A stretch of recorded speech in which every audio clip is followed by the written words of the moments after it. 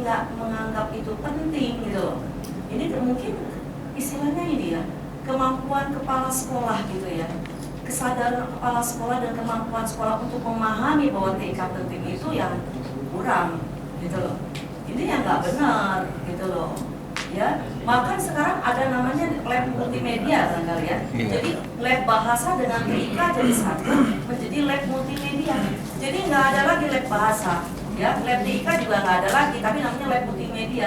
Bahasa dan TIK jadi satu gitu loh ya. Itu yang saya tahu ya, lab multimedia. Jadi seperti itu. Jadi ke depannya bahkan perpustakaan pun menjadi lab multimedia. Karena perpustakaan itu bukan hanya bahan cetak gitu ya, bahan apa namanya, digital juga ada gitu ya. Duh, saya istilah TIK ini kurang paham ya. Bahan digital juga ada. Jadi yang namanya perpustakaan gitu ya, kemudian lab bahasa, lab TIK itu blended jadi satu sekarang ini ya, blended jadi satu menjadi lab multimedia. Jadi perpustakaan juga bukan perpustakaan bahan cetak dengan katalog-katalog yang pakai laci dibuka itu ya. Apa ya? Kalau di lab school kalian mungkin nggak ada kayak begitu lagi, ya. Lab school sudah lab multimedia barangkali ya. Bukan kayak pakai yang katalog ya. Pakai katalog juga ada sih model zaman dulu, ya. Bahkan sekarang pakai chip-chip segala macamnya, ya. Nah itu kedepannya sudah seperti itu. Nah ini kalau misalnya kepala sekolah nggak ngerti, ya dikasih tahu. Bapak guru TIK tuh ngasih tahu, Pak nggak bisa begitu, jangan ditutup lab TIK-nya, gitu. Jadi satu aja menjadi apa namanya itu, lab bahasa, lab TIK, perpustakaan itu jadi satu. Jadi ruang benar-benar ruang belajar yang luar biasa. Harusnya begitu, gitu ya. Ini mana Bapak kayaknya ya? Ya ampun, saya kalau ngeliat ke sana, saya pikir tadi siapa yang itu pakai ini ya? Oke, jadi kalau gitu saya ngeliatnya yang pakai topi aja ya, pakai topi ya, oke, ya. Jadi pakai topi. Kenapa Pak pakai topi Pak? Karena kekuatannya di situ. Ini ya, karismatiknya di sini. Iya, oke. Nah, lalu mengenai aktivitas pecah-pecah, ini kayak Golkar sama PKB aja gitu loh. Lagi musim-musim. Harusnya jangan kayak gitulah, gitu ya. Jangan kayak gitulah. Jadi jangan kayak partai politik lah, pecah sana, pecah sini gitu ya. Dulu apa namanya Golkar besar, sekarang tinggal pecah kecil gitu yang dulu yang asal muasalnya Partai Demokrat ya Golkar juga ya, Golkar juga ya. Jadi kan Pak Surya Paloh juga kan dulu Golkar ya. Jadi artinya kan banyak sebetulnya yang sampai pecah kecil kemudian P3 ya, P3 pecah kecil juga ya. Ya sama, ada P3, PKB, apalagi tuh Partai Bulan Bintang atau apa, ya nggak usah kayak gitulah, gitu ya. Kalau kita ingin besar, gitu ya, jadilah satu, gitu loh, ya. Jadilah satu, jangan pecah-pecah gitu. Ego itu tolong deh diminimalisasi, gitu loh, ya. Pasti punya kepentingan tertentu, punya ego, tolong deh itu diminimalisasi. Ngapain sih? Orang kita punya tujuan yang sama kok, gitu ya. Tujuan yang sama itu apa? Itu visi misi tadi, gitu loh, ya. Jadi nggak usah kita egonya begini, egonya begitu, nggak usah, gitu ya. Kalau kita mau menjadi bangsa yang besar, lama-lama kita kan akan menjadi pecah-pecah, nggak keluar, gitu ya, nggak keluar ya. Dari rakyatnya sudah pecah. Bahkan sekarang yang namanya kabupaten kota saja sudah pekan. Saya lihat kalau di data di kami itu ada 524 kabupaten kota, ya. Nanti dulu Pak, yang kemarin saya lihat di website itu 542, tapi itu belum disetujui, gitu loh. Itu kan maunya daerah sendiri mekar, tapi belum disetujui itu 542 itu. Nah, kalau Bapak bilang 560, dari mana pula beritanya? Kan begitu misalnya, kan gitu ya. Kapan ini? Aduh, teman ini lagi, gitu kan. Jadi maksud saya, kita ini aja deh, apa namanya yang bersatu lah, nggak usah ini gitu ya. Lalu implementasi bimbingan TIK di Solo atau gimana dan di beberapa itu tidak jalan. Sebenarnya yang membuat tidak jalan itu siapa? Ya, yang membuat tidak jalan itu ya gurunya masing-masing guru. Apapun sistemnya, kalau kita punya kemauan yang tinggi, nggak ada masalah sebetulnya. tidak ada masalah. Gitu. Yang memasalahkan ya guru-gurunya itu sendiri, ya guru-guru dan lingkungannya yang memasalahkan itu. Jadi kita nggak perlu gitu. Jadi kemauan aja deh. Sekarang kemauannya kita apa? Jadi kemauan kita itu yang jalankan bimbingan, ya bimbingan jalankan gitu loh. Adanya peraturannya itu, jalankan saja, nggak masalah. Bimbingan itu bisa individual, bisa klasikal. Mau bimbingan itu individual di pojok sana atau klasikal di ruangan yang sebesar ini, nggak masalah. Itu silakan di sekolah masing-masing, atur sendiri. Mau berapa puluh jam silakan aja. Yang penting sesuai dengan aturannya minimal 150, ya 150 peserta didik gitu loh, ya itu aja. Mau bimbingannya kayak apa, mau misalnya peserta didiknya mau 300 juga nggak apa-apa, gitu ya. Mau 200 juga nggak apa-apa, mau 150 juga nggak apa-apa.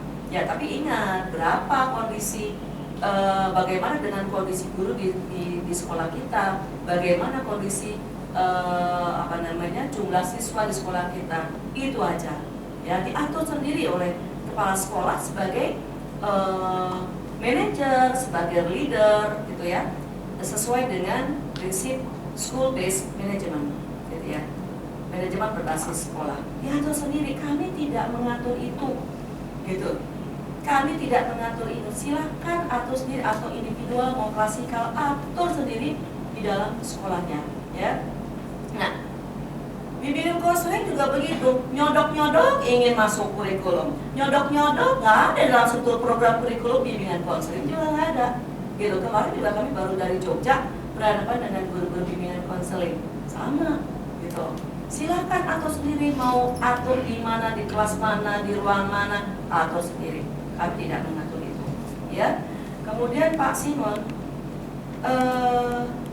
Pak, sekarang sudah keluar Pak Permendikbud baru, ya. Jadi meskipun Bapak guru ekonomi, tetapi Bapak